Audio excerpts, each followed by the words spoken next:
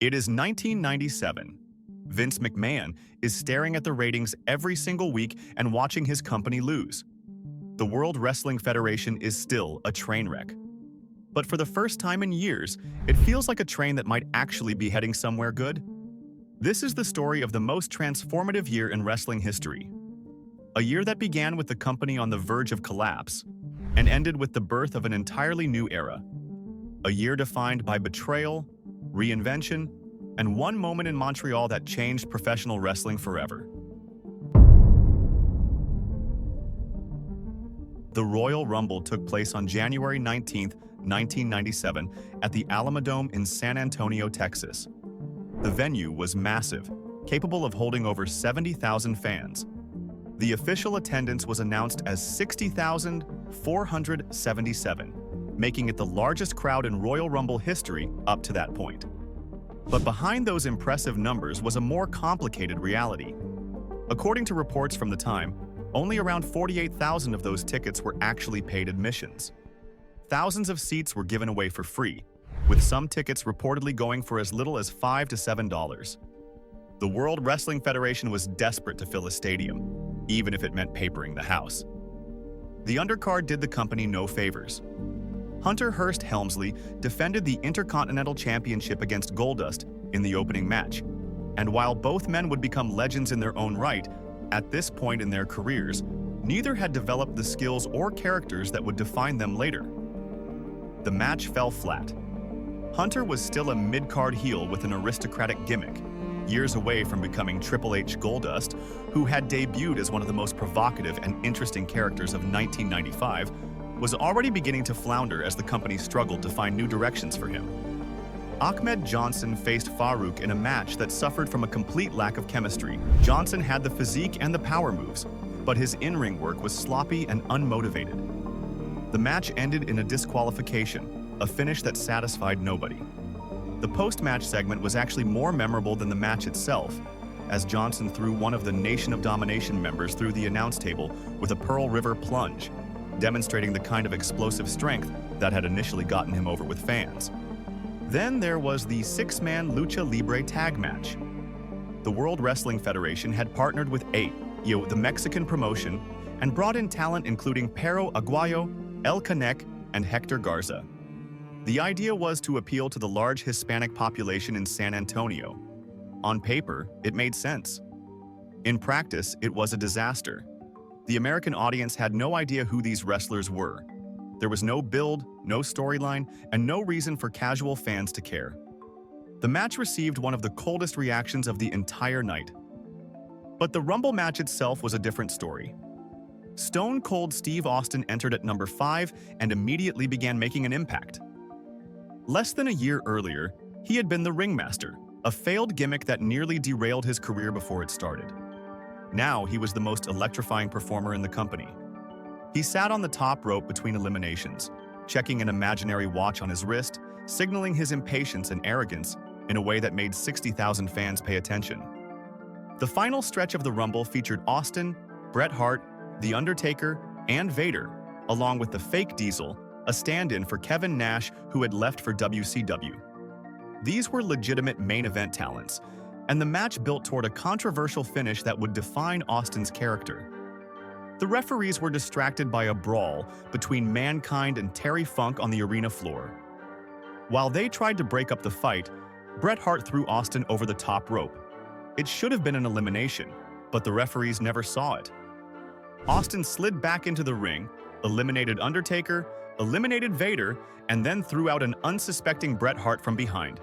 The match was over. Austin was declared the winner. It was a finish that captured everything the Stone Cold character represented. He was a cheater, a scoundrel, someone who would do anything to win. But he was also clever and opportunistic in a way that fans found undeniably entertaining. With 10 eliminations, Austin tied Hulk Hogan's record for the most eliminations in a single Royal Rumble, a record that would stand until Kane broke it in 2001. The main event saw Shawn Michaels defeat Sycho Sid to win the WWE Championship in front of his hometown crowd in San Antonio. Michaels was battling the flu during the match, and while he put on a decent performance, the crowd reaction was surprisingly mixed.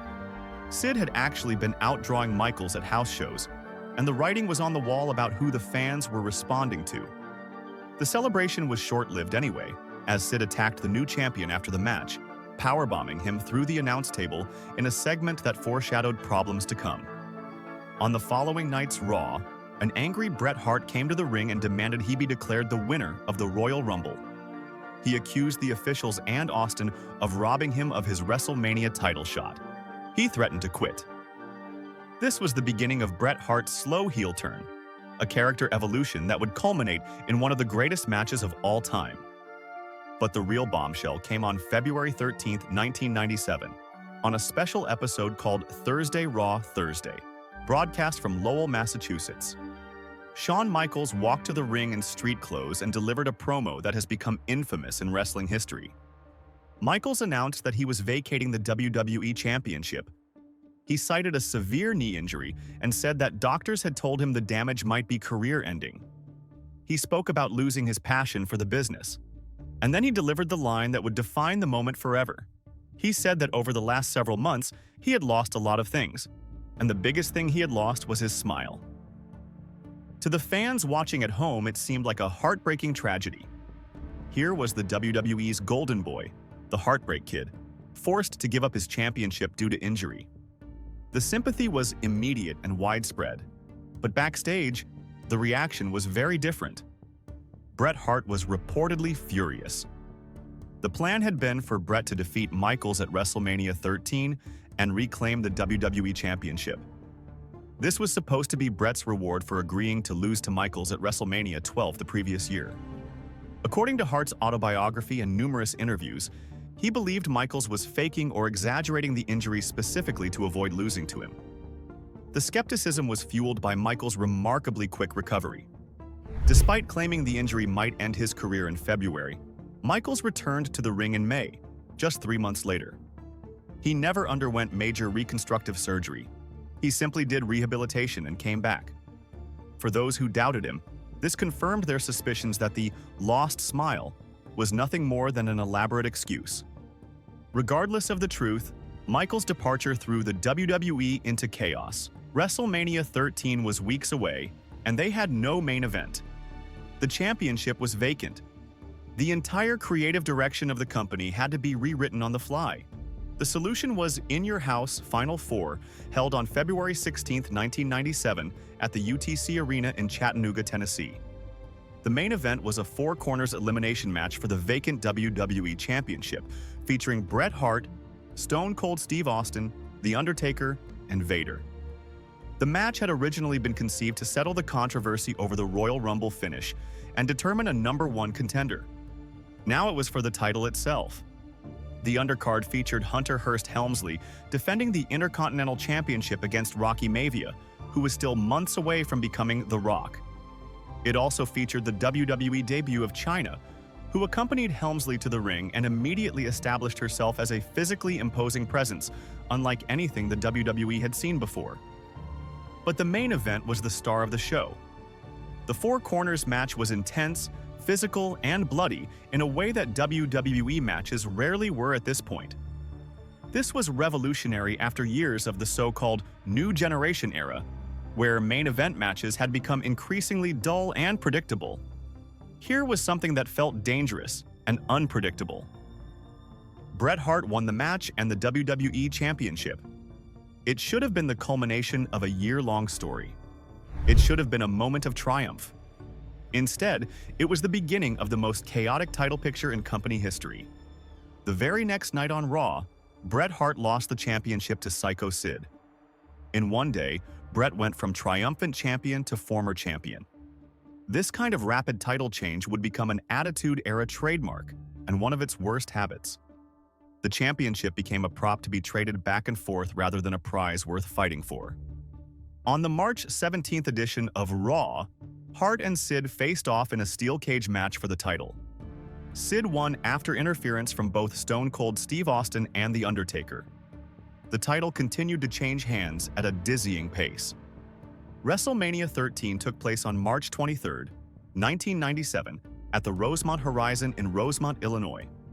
It is remembered today for one thing and one thing only: Bret Hart versus Stone Cold. Steve Austin in a submission match with Ken Shamrock as special guest referee. This match is widely considered one of the greatest in WrestleMania history. It was brutal and bloody in a way that defined the emerging Attitude Era. The story was simple. Austin would never give up.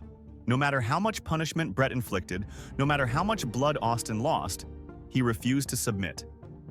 The image of Austin's blood-covered face, screaming in defiance while trapped in the sharpshooter, became one of the most iconic in wrestling history.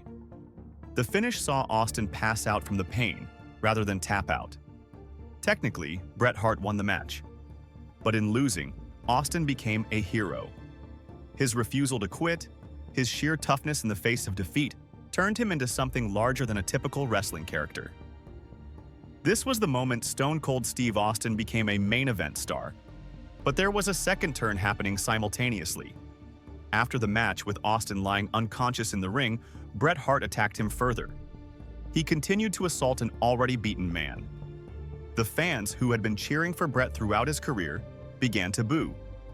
In one night, Bret Hart completed his transformation from the ultimate babyface to a vindictive heel. It was a double turn executed to perfection. The actual main event of WrestleMania 13 saw The Undertaker defeat Sycho Sid to win the WWE Championship.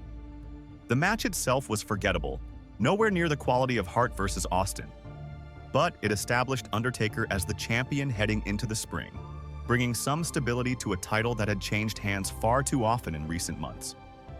On March 3, 1997, Raw aired a show taped from the Deutschlandhalle in Berlin, Germany. It was a disaster on multiple levels. The production values were noticeably inferior. The show looked dark and dingy on screen, filmed with fewer cameras and poor lighting. The matches were cold, with no storyline builds to justify them. The only notable moment was the awarding of the inaugural WWE European Championship to the British Bulldog, who defeated Owen Hart in the tournament finals in what was actually an excellent match buried on a terrible show. The ratings were devastating. Raw scored a 1.9, one of the lowest ratings the show had ever recorded. WCW Nitro, meanwhile, scored above a 3.0 that same night. The gap was enormous. This was a wake-up call that Vince McMahon could not ignore. The WWE had been losing the Monday Night War since mid-1996. When WCW introduced the New World Order angle featuring Hulk Hogan's shocking heel turn at Bash at the Beach, they began a ratings-winning streak that would last for 84 consecutive weeks. By early 1997, WCW was not just winning, they were dominating. The gap between Nitro and Raw felt insurmountable. McMahon responded with changes. Raw was officially renamed Raw is War on March 10, 1997, a direct reference to the ongoing battle with WCW. The show received a visual overhaul with a new stage, more pyrotechnics, and a more aggressive presentation. The company began moving toward edgier content, though they had not yet figured out exactly what that would look like. The Monday Night War was not just about ratings. It was about the very survival of the WWE. WCW had deeper pockets, backed by Ted Turner's media empire. They were signing WWE talent to massive guaranteed contracts. Hulk Hogan, Randy Savage, Kevin Nash, Scott Hall. The stars who had defined the WWE in the 80s and early 90s were now working for the competition. WCW had used these acquisitions to create the New World Order, a renegade faction that operated like an invading force from another promotion. The NWO angle was revolutionary. It blurred the lines between reality and fiction in ways wrestling had never done before. When Hall and Nash showed up on Nitro, acting like they were still WWE employees launching an invasion, viewers genuinely wondered if it was real. When Hulk Hogan turned heel and joined the NWO at Bash at the Beach 1996, garbage filled the ring and the moment became legendary. The WWE had nothing comparable. Their attempts to create factions and controversy felt manufactured rather than organic. The roster lacked the star power that WCW had assembled, and the company was hemorrhaging money, reportedly losing millions of dollars and potentially facing bankruptcy if the ratings decline continued. Vince McMahon later admitted in interviews that the company was in serious financial trouble during this period. The WWE had gone public in 1997, and the stock price reflected the company's struggles.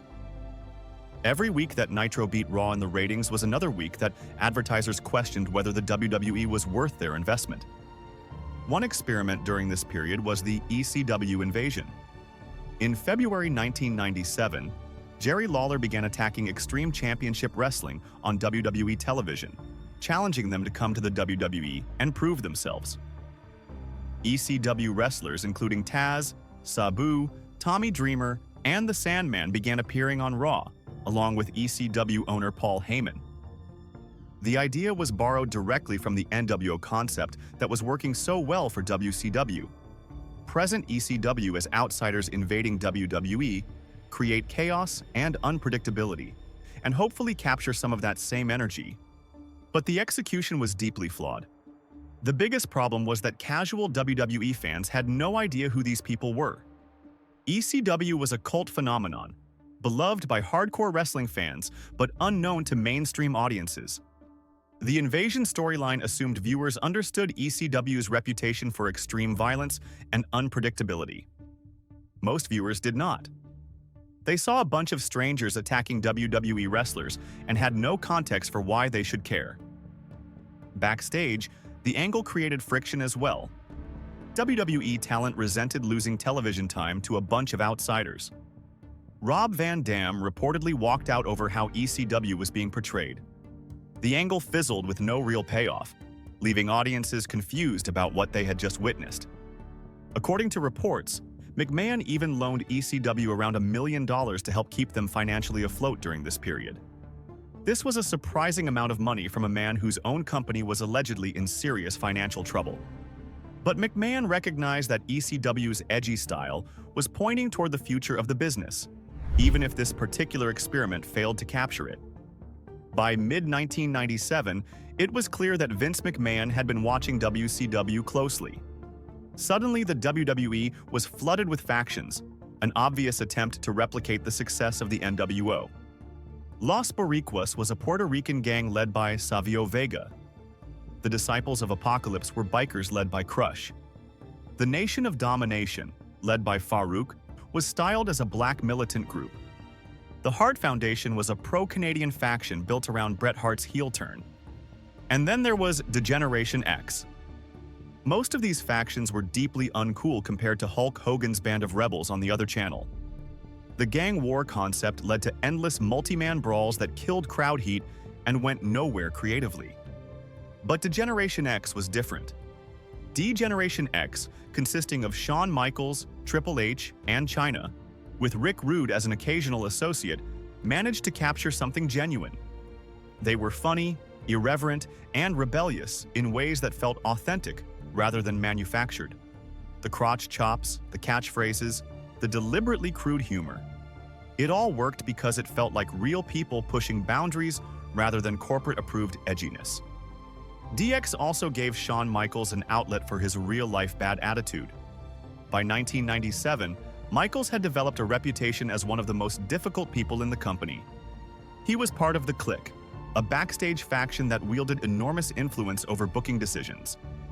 He was arrogant, politically savvy, and increasingly unwilling to lose matches or put over other talent. With DX, all of that ugliness became part of the character, transformed into entertaining television. The real-life tension between Bret Hart and Shawn Michaels had been building for years. By 1997, it was reaching a breaking point. On the May 19th episode of Raw, Shawn Michaels cut a promo where he made a reference to Bret having sunny days. The implication was that Bret Hart was having an affair with Tammy Sytch, the WWE personality known as Sunny. This was not part of any approved storyline. It was Michaels taking a real shot at his rival on live television. The comment caused serious problems for Bret at home. His wife was upset. His family was upset. The accusation was not true, but that did not matter. Michaels had crossed a line from professional rivalry into personal attack. On June 9, 1997, during a television taping in Hartford, Connecticut, the situation exploded. According to multiple accounts, Bret confronted Michaels backstage. Words were exchanged. A physical altercation ensued. Details vary depending on who is telling the story. What is consistent is that Bret got the better of the exchange. The two men crashed through a temporary wall and ended up in a tangle on the floor. Pat Patterson and other personnel tried to separate them. When it was over, Michaels was left holding clumps of his own hair that Bret had ripped from his scalp. Michaels stormed into Vince McMahon's office holding the hair as evidence, demanding to be released from his contract and complaining about unsafe working conditions. McMahon sent him home to cool off. Michaels handed in his resignation like a total diva, claiming he did not feel safe working with Bret Hart. Of course, the resignation did not stick. He was back on television within weeks. After this incident, Bret's family and friends rallied around him backstage, and that solidarity started showing itself on screen. The Hart Foundation reformed with Bret, Owen Hart, The Anvil, the British Bulldog, and Brian Pillman. The Canada vs. USA storyline became the best creative work of the entire year. The premise was simple but brilliant. Bret Hart was a villain in the United States, but a hero in Canada and much of the rest of the world. Rather than ignoring this split reaction, the WWE leaned into it completely. When Raw aired from American cities, Bret cut promos attacking American fans for their stupidity and hypocrisy. He complained about how they cheered for degenerate criminals like Stone Cold Steve Austin while booing a true role model like himself. He waved the Canadian flag. He mocked American patriotism. The heat was nuclear. But when WWE shows aired from Canadian cities, the same promos generated massive cheers. Bret was defending Canadian values against the arrogant Americans. He was a national hero standing up for his country. The crowd reaction would flip completely depending on which side of the border the show took place. The Hart Foundation itself was assembled brilliantly. Owen Hart, Bret's real-life brother, joined the group after years of on-screen conflict with his sibling. The Anvil returned as Bret's original tag team partner. The British Bulldog, Davey Boy Smith, was Bret's brother-in-law through his marriage to Bret's sister Diana. And Brian Pillman, though not related by blood or marriage, had been a longtime friend and ally of the Hart family. This was not just a wrestling faction, it was a family united against a common enemy. The authenticity of their real-life relationships gave the group a credibility that manufactured factions like Los Boricuas or DOA could never achieve. When the Hart Foundation stood together in the ring, you believed they would genuinely fight for each other. The group's matches against American teams became highlights of the year. Their battles with Stone Cold Steve Austin were intensely personal. Their confrontations with Degeneration X felt like genuine culture clashes. And their patriotic pride, whether embraced or mocked depending on the audience, generated reactions that other storylines simply could not match. This was sophisticated storytelling that took advantage of real cultural dynamics, rather than trying to force artificial heel and babyface alignments. It was years ahead of its time and stood in stark contrast to much of the rest of the show, which was still struggling to find its identity. SummerSlam 1997 took place on August 3rd at the Continental Airlines Arena in East Rutherford, New Jersey. The card was a mixed bag. The Legion of Doom faced the Godwins. Yes, the pig farmer gimmick from 1995 was still around, still getting pushed, and still boring everyone who watched. The Godwins represented everything wrong with the new generation era, when every mid-carder seemed to have an absurd day job as their character. Most of those gimmicks had mercifully died by this point, but somehow the pig farmers survived. LOD had returned to the WWE about 6 months earlier and initially received big pops from nostalgic fans. But without any real direction or compelling opponents, the novelty wore off quickly. By SummerSlam, they were stuck in meaningless matches that nobody cared about. Even worse was Goldust versus Brian Pillman. On paper, two of the WWE's most unhinged characters should have been fascinating together. In practice, it was a mess. The stipulation was that if Pillman lost, he had to wear a dress on television for the next several weeks. This was Vince McMahon's idea of being edgy, but it came across as juvenile rather than provocative. It probably caused more viewers to change the channel than to tune in. The Goldust character was in free fall. When he debuted in 1995, Goldust was genuinely unsettling, an androgynous figure who played mind games with his opponents using sexually ambiguous behavior. It was provocative and interesting. But by late 1997, the character had devolved into something embarrassing. Goldust was wearing bondage gear and being led to the ring on a leash. What began as one of the decade's most innovative gimmicks had become a total embarrassment. In September, the WWE ran a UK-exclusive pay-per-view called One Night Only from the NEC Arena in Birmingham, England. The main event featured the British Bulldog defending the WWE European Championship against Shawn Michaels. This match became infamous for what happened behind the scenes. The British Bulldog had held the European Championship for 7 months. He was immensely popular in his home country. The original plan was for Bulldog to retain the title and send the British fans home happy. Bulldog was so confident in this plan that he gave interviews in the British media dedicating the match and his upcoming victory to his sister Tracy, who was battling cancer and was seated at ringside for the event. But Shawn Michaels had other ideas. According to multiple sources, Michaels and Triple H lobbied Vince McMahon to change the finish. Michaels claimed he needed the title and the heel heat to set up his feud with Bret Hart. The finish was changed on the day of the show. The match itself was excellent. Michaels bumped like a madman, selling Bulldog's power moves brilliantly. The Birmingham crowd was entirely behind their hometown hero. But the finish saw Michaels win the championship after interference from Rick Rude, Triple H, and Chyna. The reaction was explosive. British fans pelted the ring with garbage. They shouted obscenities at Michaels as he celebrated. Michaels, ever the heel, played it up, taunting the crowd and making the situation worse. Backstage, the British Bulldog was reportedly devastated. His sister Tracy was in tears. She passed away just 14 months later, never seeing her brother hold that championship again. Michaels did absolutely nothing with the European title. He held it until December, when he lost it to Triple H in an infamous segment where he literally laid down in the ring and let Hunter pin him. The title that was supposed to mean something to the British Bulldog was treated as a joke by Michaels. Many within the company believed the entire episode was motivated by spite, an attempt to hurt Bret Hart through his brother-in-law. On October 5, 1997, Brian Pillman was found dead in his hotel room in Bloomington, Minnesota. He was just 35 years old. The WWE's In Your House. Bad Blood pay-per-view was scheduled for that night, and Pillman was supposed to wrestle Dude Love. Jim Cornette was one of the first to learn the news. He called the hotel where Pillman had been staying when the wrestler failed to arrive at the arena. The hotel staff informed him that Pillman had been found dead by housekeeping earlier that day. An autopsy later attributed Pillman's death to a heart attack caused by previously undetected atherosclerotic heart disease, the same condition that had killed his father. Non-lethal traces of cocaine were found in his system, along with evidence of extensive painkiller use. Pillman had been in constant pain since a severe car accident in 1996 that shattered his ankle and required his face to be reconstructed by multiple surgeons. The ankle was fused in a walking position, meaning he could never run or perform at his previous athletic level again. He masked the pain with pills, taking them until the pain went away, according to his sister.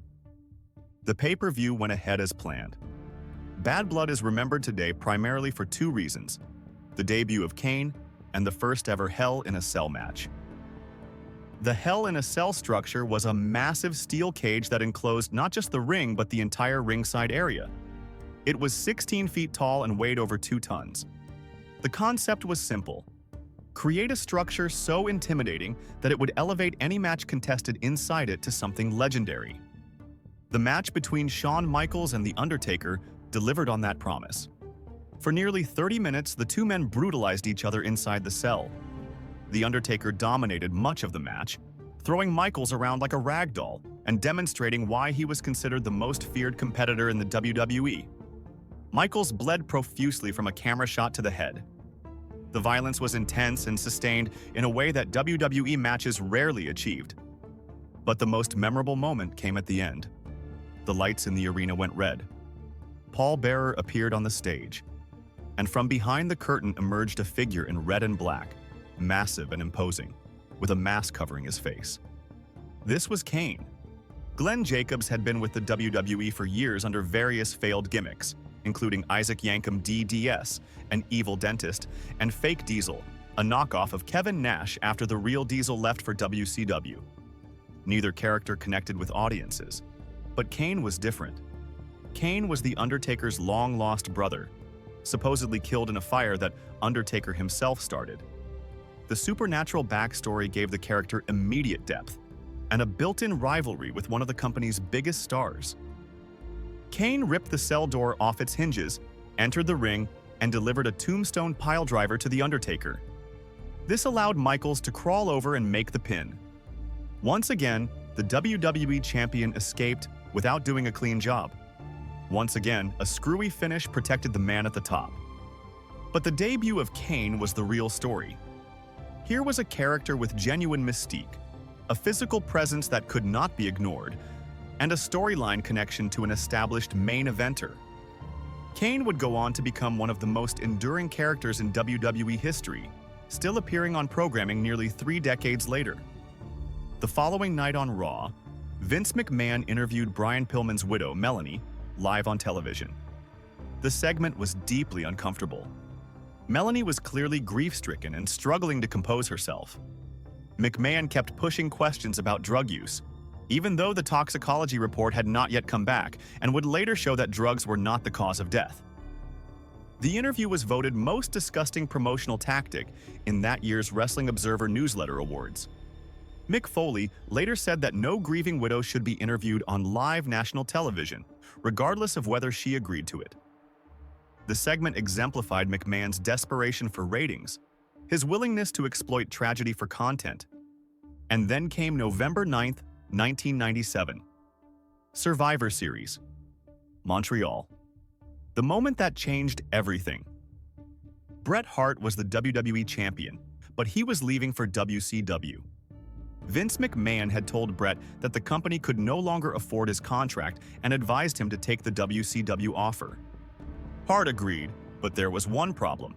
He was still the champion, and McMahon wanted him to drop the title before leaving. Bret refused to lose the championship to Shawn Michaels. The hatred between them was too real, too personal.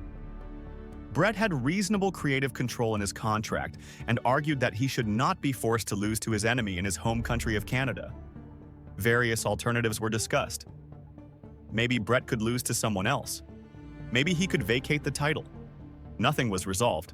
On the night of the match, Bret believed he and Michaels would wrestle to a disqualification or some other inconclusive finish, and he would drop the title the following night on Raw. That was his understanding. It was not Vince McMahon's plan. When Michaels locked Bret in the sharpshooter, referee Earl Hebner immediately called for the bell. Bret had not submitted. The match was not supposed to end.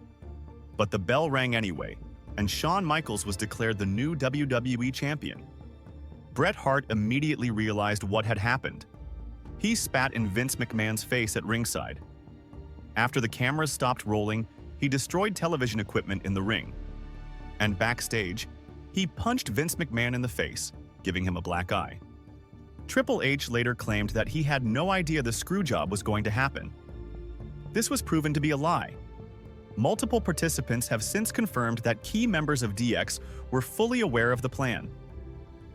Bret Hart was gone, off to WCW, where he would never achieve the same level of success. He was not seen in the WWE again for 12 years. But something unexpected emerged from the wreckage. The following week on Raw, Vince McMahon appeared on camera with his black eye and delivered an interview explaining his actions. His only message: Bret screwed Bret. In that moment, the Mr. McMahon character was inadvertently born. The villainous boss who would become Stone Cold Steve Austin's greatest enemy had emerged not from careful planning, but from real-life controversy. The Attitude Era had its central antagonist. In Your House, Degeneration X was the final pay-per-view of 1997, taking place on December 7th at the Springfield Civic Center in Springfield, Massachusetts. It was a largely forgettable show that exemplified both the potential and the problems of this transitional period. The main event saw Shawn Michaels defend the WWE Championship against Ken Shamrock, the former UFC champion who had brought legitimate fighting credibility to the WWE. On paper, it was an interesting clash of styles, the flashy showman versus the legitimate tough guy. In practice, it ended in disqualification when Degeneration X interfered, denying fans a clean finish yet again. This was becoming a pattern. Major matches on pay-per-view rarely delivered satisfying conclusions. Champions retained through interference or disqualification. Babyfaces never got their revenge. The creative team seemed afraid to commit to any definitive outcome, preferring to extend feuds indefinitely rather than risk disappointing anyone.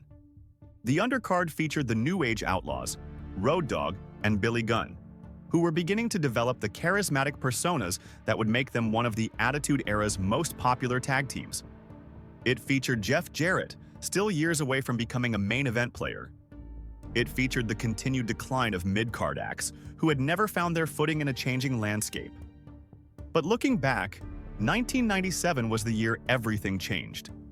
It began with a company on the verge of collapse, losing the ratings war by embarrassing margins, running shows in Germany that drew historically low numbers. It ended with the foundation of the Attitude Era firmly in place. Stone Cold. Steve Austin had risen from mid-card obscurity to become the most popular performer in wrestling. His refusal to follow rules, his willingness to attack anyone who crossed him, his blue-collar authenticity, these qualities connected with audiences in ways that the WWE's manufactured heroes never could. The King of the Ring speech from the previous year, where Austin delivered the legendary Austin 3:16 promo after defeating Jake Roberts, had planted the seeds. WrestleMania 13 had provided the breakthrough. By the end of 1997, Austin was clearly the company's future. Bret Hart's double turn at WrestleMania 13 demonstrated that the WWE could tell sophisticated stories when it tried. The Canada versus USA storyline showed that creative booking could generate genuine heat rather than manufactured reactions. Even as Bret left for WCW, his influence on the year's programming was undeniable. The Montreal Screwjob created the Mr. McMahon character and the central conflict that would drive programming for the next several years. Vince McMahon as the evil boss, Stone Cold Steve Austin as the rebellious employee. This dynamic tapped into something primal about workplace frustrations and anti-authority sentiment. It was not planned. It emerged from real controversy. But it became the engine that powered the WWE's comeback. The emergence of Degeneration X established a template for edgy faction-based storytelling that would define the era. The debut of Kane created a new main event attraction. The first Hell in a Cell demonstrated that the WWE was willing to push boundaries with violent spectacle. Rocky Maivia, the hopelessly bland babyface who had been booed out of buildings earlier in the year, was beginning to show signs of the character transformation that would turn him into The Rock. The product was still inconsistent. The undercard was still filled with dying gimmicks and aimless feuds. The ratings were still behind WCW by comfortable margins, but the pieces were in place. Austin, McMahon, DX, The Undertaker, Kane, the emerging Rock. All the elements that would define the next era were established in 1997. The WWE had been losing to WCW for 84 consecutive weeks by the time 1997 ended. That streak would continue into April 1998. But the momentum was shifting. The Austin versus McMahon storyline was generating buzz. The product was getting edgier and more unpredictable. Younger viewers were beginning to respond. Within a year, Raw would defeat Nitro in the ratings for the first time since 1996. The April 13, 1998 episode of Raw is War, headlined by a match between Stone Cold Steve Austin and Vince McMahon, would mark the end of WCW's dominance. Within 2 years, WCW would begin its terminal decline, making creative decision after creative decision that alienated their audience. Within 4 years, WCW would cease to exist entirely, purchased by the WWE for a fraction of what Turner had invested in it. The Attitude Era had officially begun.